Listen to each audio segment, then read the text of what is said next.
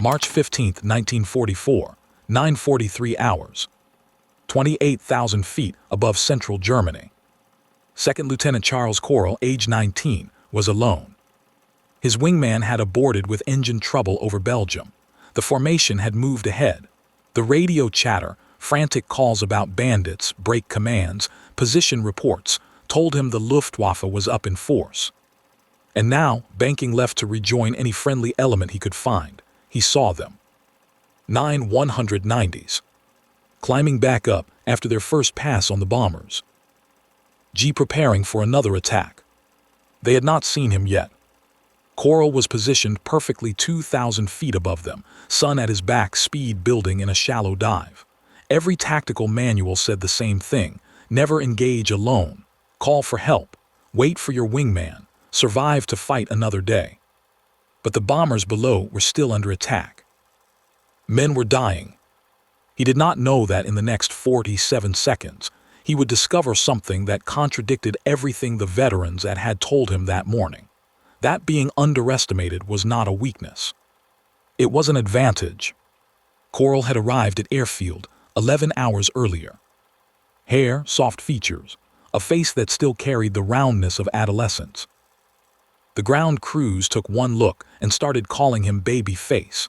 The squadron commander, Major, had shaken his head when reviewing McCoral's file. 19 years old, 180 hours total time. 0 combat experience. Had assigned him to captain's flight with explicit instructions: stay on your leader's wing, keep your mouth shut, and try not to get killed on your first mission. The other pilots barely acknowledged him. One muttered something about sending children to do men's work. Another gave him a week if he was lucky. McCoral understood their skepticism.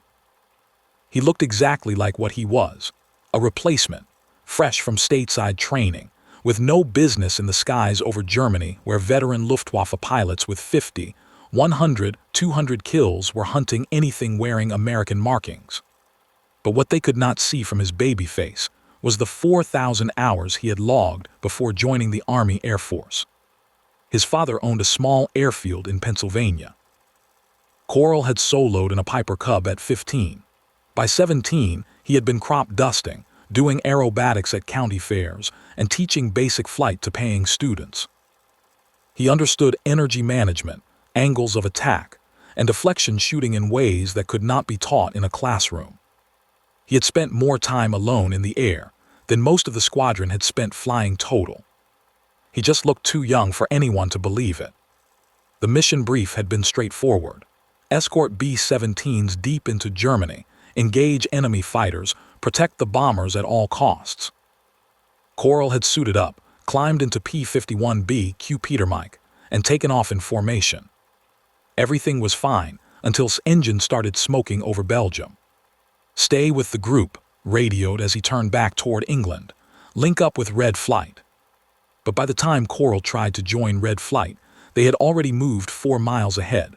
The formation was stretched thin.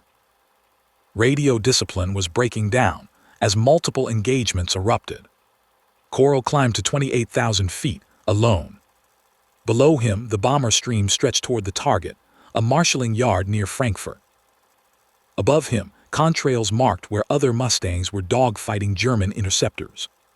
And directly ahead, at 26,000 feet, 9 FW-190s were reforming. The FW-190 was one of the most lethal fighters Germany produced. Top speed at altitude, 408. Rate of climb, 2,350 feet per minute. Armament, 2 13 machine guns plus 4 20 cannons. Designed for brutal hit-and-run attacks on bomber formations, then rapid climbs back to altitude before escorts could respond.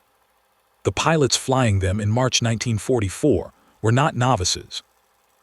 Units were being pulled back from the Eastern Front, men who had survived combat against Soviet fighters, who understood energy tactics, who knew how to work as a team to isolate and destroy American escorts. 9 of them operating together could shred a lone P-51 in seconds. Against a 19-year-old replacement pilot on his first combat mission.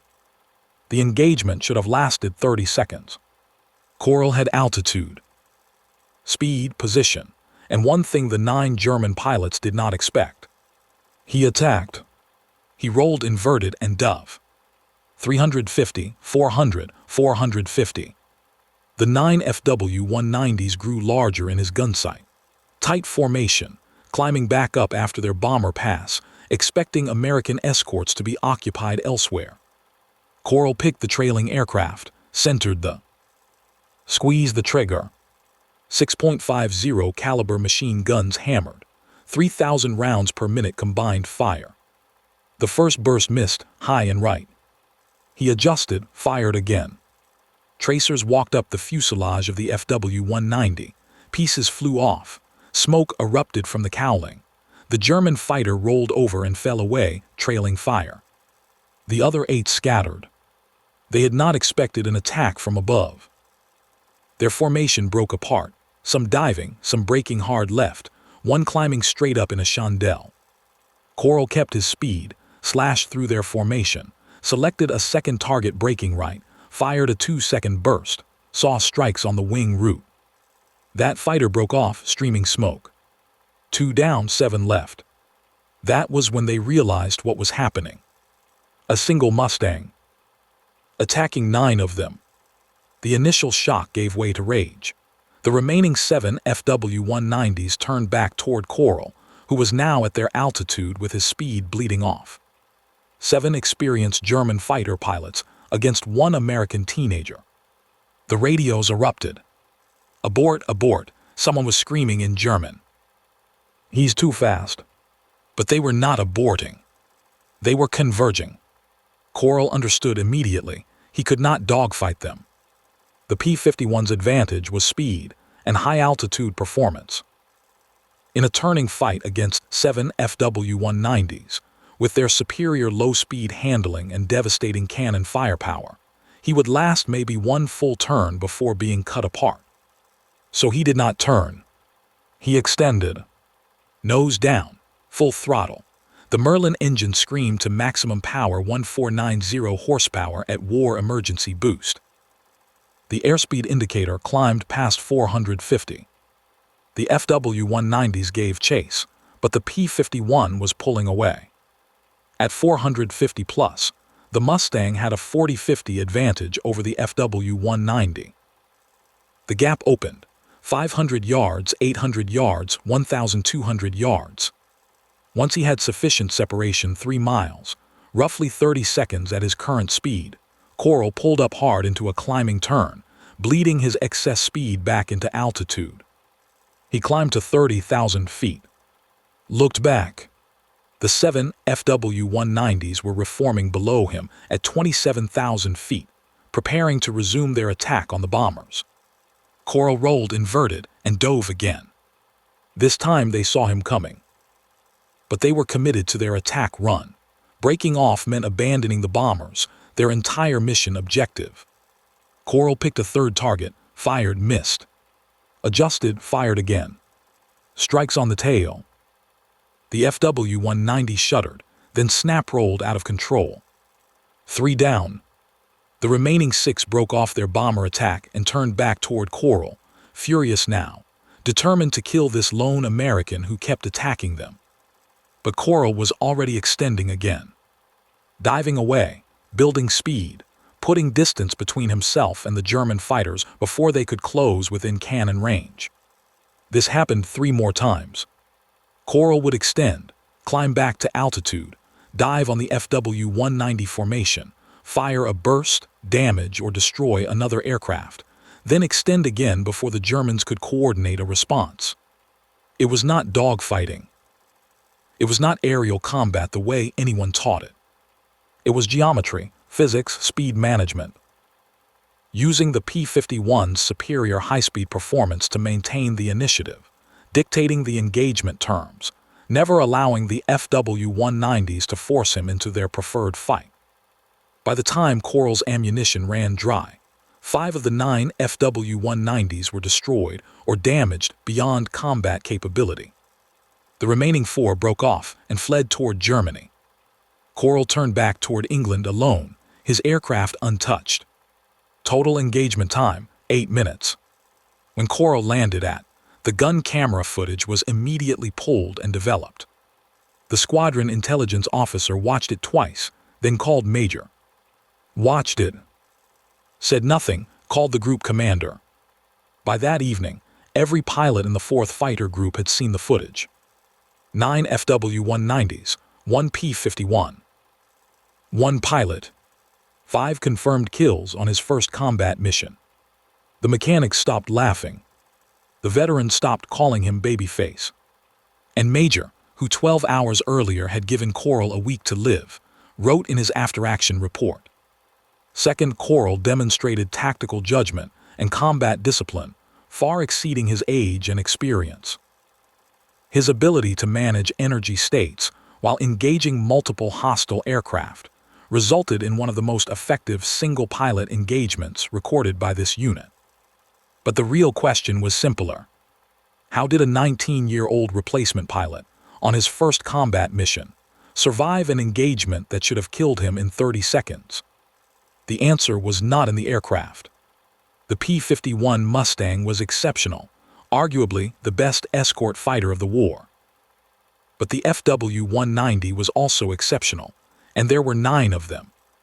The answer was not in training. Coral had 180 hours of military flight time. The average Luftwaffe fighter pilot in March 1944 had 200+ hours of combat experience. Some had been flying since 1940.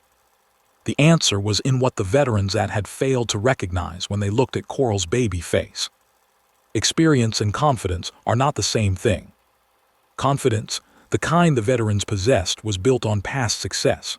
On dogfights won, enemies killed, missions survived. It manifested as instincts, patterns, muscle memory. But confidence could also create rigidity. The veterans knew the right way to fight. They knew what worked. They knew what was supposed to happen. When something unexpected occurred, when a lone replacement pilot attacked 9 FW-190s instead of running, the Germans' confidence became confusion. Why is he attacking? He should be running. This doesn't make sense. For critical seconds, they hesitated. Coral did not have confidence. He had something more valuable in that moment. Clarity. He saw the tactical situation without the filter of how it's supposed to be.